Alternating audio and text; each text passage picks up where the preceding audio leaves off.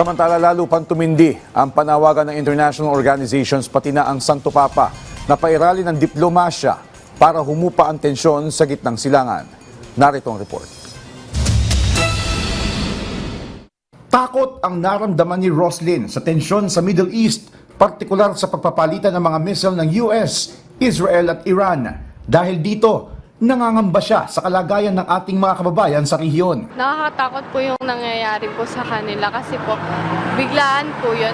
Nakakatakot po lalo na po sa mga OFW na hindi naman po tagad.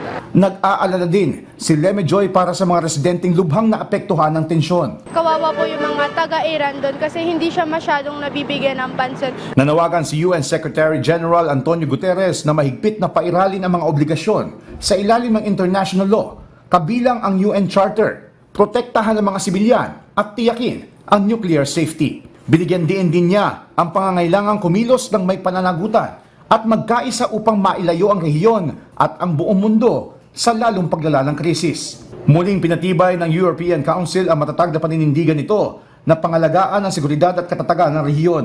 Binigyang halaga ng European Council ang pagtiyak sa nuclear safety at pag-iwas sa anumang hakbang na maaari magpalala ng tensyon. Ipinatupad na rin ng European Union ang parusa laban sa rehimen ng Iran at sa Revolutionary Guards habang patuloy na isinusulong ang diplomatic efforts kaugnay ng nuclear at ballistic programs. Sa pakikipag-ugnayan sa mga member states, tiniyak ng EU na gagawin ang lahat ng kinakailangang hakbang upang masiguro ang kaligtasan ng mga mamamayan nito sa rehiyon. Samantala, nakausap sa telepono ni India Prime Minister Narendra Modi si Israel Prime Minister Benjamin Netanyahu upang talakayin ang kasalukuyang sitwasyon. Ipinahayag ni Modi ang pag-aalala ng India sa mga huling pangyayari at binigyan diin ang kahalagahan ng pagprotekta sa mga sibilyan.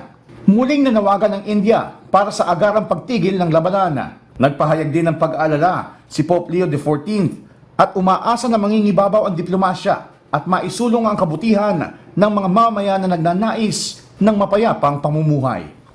Joshua Garcia para sa Pambansang TV sa Bagong Pilipinas.